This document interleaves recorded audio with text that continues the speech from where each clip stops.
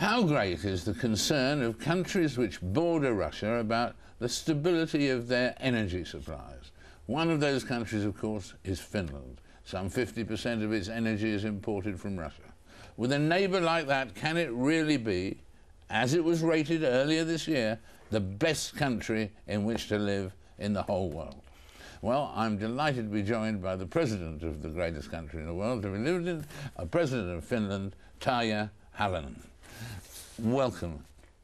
Madam President, how do you feel about that situation with Russia and with energy? We read people being very worried about Russian sources of energy and so on. Is there more tension to the provision of energy in Finland than there was perhaps 5 years ago? No, no. In the matter of fact, I would say so that Finland and Russia, we are good neighbors. Good neighbors doesn't mean that we will have a lower price for the energy, but I mean that we have a good relationship. I think that the energy issue is very important, not only for Finland, but it's for all EU countries. And in the matter of fact, Finland is in that way also a very important partner for both for Russia, but also as a member for EU, because we have a good relations and a lot of trade will go through the Finnish harbours and also crossing the Finnish border. So we are no concern of that, but what I think is that the energy issue should be important for all of us. And do you think some people are concerned? Mr. Putin is a very powerful leader. Do you feel that other countries can afford to trust him? Do you feel you can trust Mr. Putin? Yes, yes, but I would love to see more in both ways. I think that both President Putin and also the European Union, and why not also the others, but if we speak about the European Union, they should feel themselves as partners, because it has to be the positive feelings with both sides.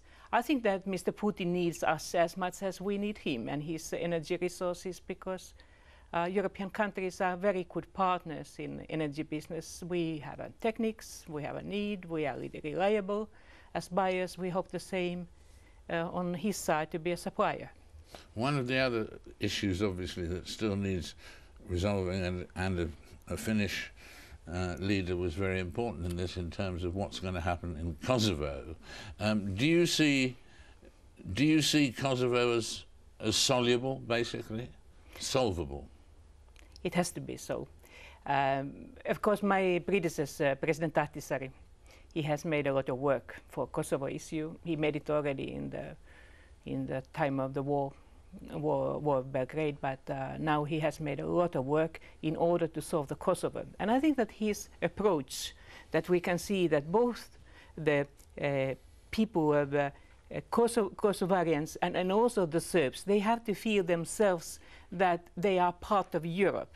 Now, of course, pity to that President Ahtisaari's proposal didn't get a consensus, and now we are, of course, fully supporting the Troika's work. But I think that we don't need any more such kind of the conflicts which are unsolved. We have enough frozen conflicts. We have those which were frozen conflicts. It's better to take each of these conflicts to solve. And I think this is also the issue of the will.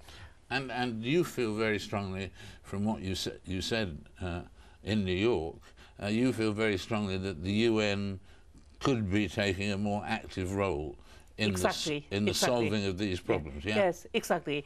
And that's why when I mentioned that President Ahtisaari was my predecessor, I say it because I'm proud that I have such kind of the predecessor. But what he was representative of the UN family. He was envoy of the UN, and right. I think this is very, very important. And what more should the UN be doing with the problems like Kosovo, but other problems in the world? And should they be getting more involved? Can they legally get more involved internally in countries? What should they do? I guess so that we should start earlier. I mean that if we are first looking and then looking and after that looking and waiting, so normally we are too late.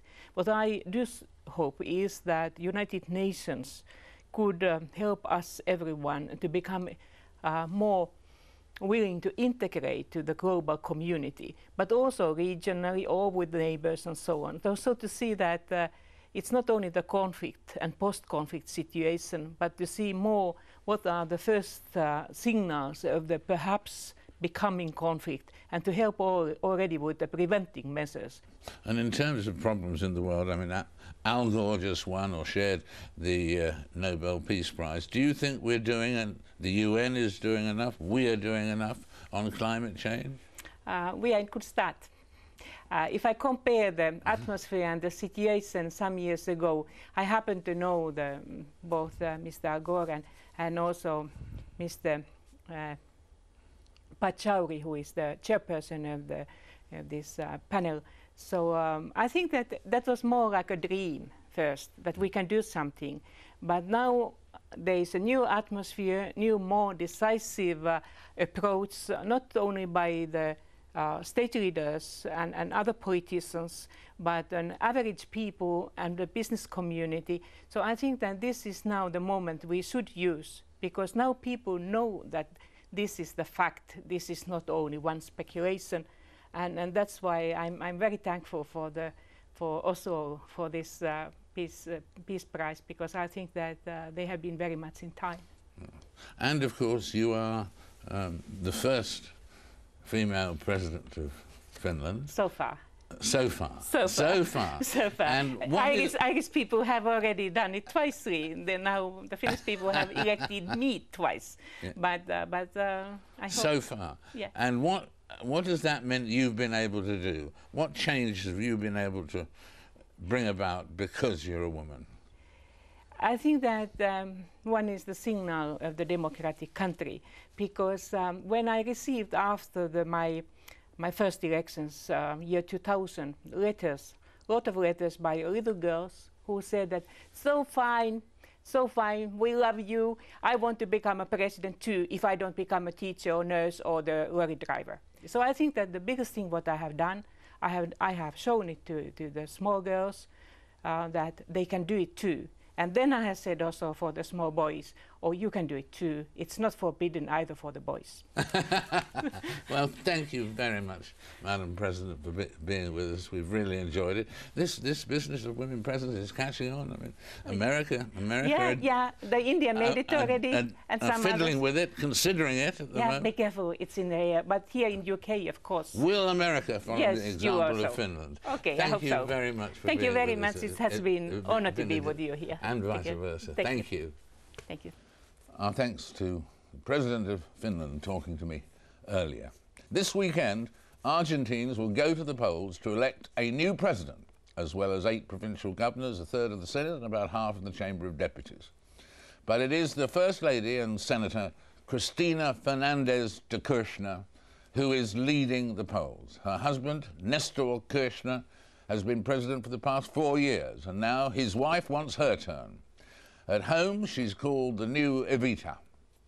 The New York media call her the new Latin Hillary. Joining me now from New York to talk about this weekend's election is Daniel Kerner. Daniel, welcome. Thank you. First question, since President Kirchner could have run again, why isn't he? Some commentators say it's just because he tends to be not wearing the trousers in the relationship and so on. But what do you think is the reason? Well, I think, President could have run. You're correct on that. Basically, President Kirchner felt that if he were to stay another 4 years, he would have been rapidly a weaker president. First of all, he would have been an early lame duck and would have had a hard time containing a succession struggle within his party. This way, at least, he has the threat of coming back after 4 years, or his wife could stay for another 4 years. And also, I think there was an interpretation that public opinion would have turned against him. There would have been some fatigue. And in this way, you have a new figure which supposedly has a new agenda with continuity, but with change, and that more or less mitigates those two effects. Of course, this assumes that voters are going to distinguish between him and his wife, and so far that hasn't happened. So I would say that the strategy to a certain extent is flawed. And what about the policies, I mean, she doesn't do much in the way of journalistic stuff. What are her policies? Exactly the same as her husband's? Yes, more or less the same. I mean, there are obviously growing problems in Argentina, especially with inflation and also with potential energy shortages. But so far, she hasn't really said what she's going to do. But I think the fair assumption is that there's going to be a lot of continuity, the same policies that have been successful, that have explained Argentina's remarkable economic growth in the past 4 years, with some marginal adjustments, especially in terms of fiscal spending and on the energy side, to try to contain this problem. Of course, then the question is, will this gradualism work? And there is growing skepticism that it will.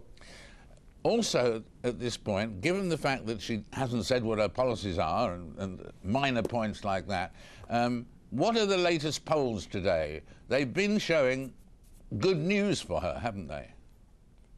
Yes, the latest poll I saw this morning has her winning comfortably in the first round with close to 46% of the vote.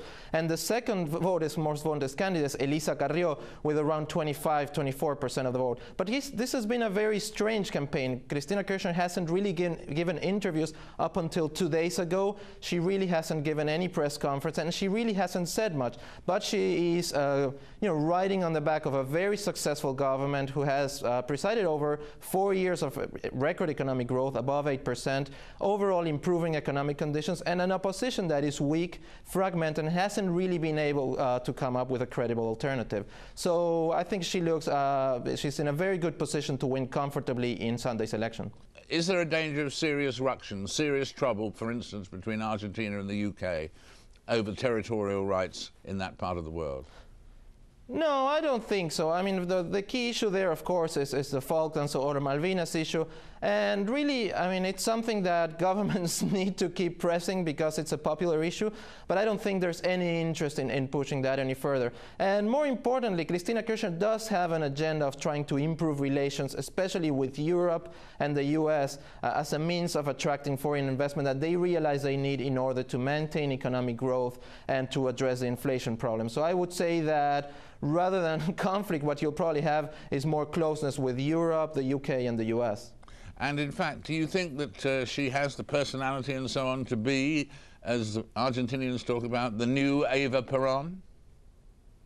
Well, I mean, that's difficult to tell, but I think she's very different. I mean, she's from the middle class, she's educated, and I think she feels much more comfortable with the middle classes and with the more educated sectors and even with businessmen. And I think she's having a very difficult time connecting with the poorer sectors of Argentine society, which are paradoxically her base of support. And also she is going to have to make some adjustments in economic policy that are going to be costly unless she wants to run the risk of having inflation spiral out of control. And so I think it's going to be very difficult for her to become such a popular and charismatic figure.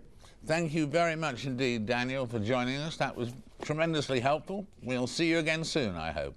We'll see if the new leader of Argentina will have to get some policies in the near future. After the news, Lebanese film director and actress, both in the same film, Nadine Labaki. That's in a few minutes.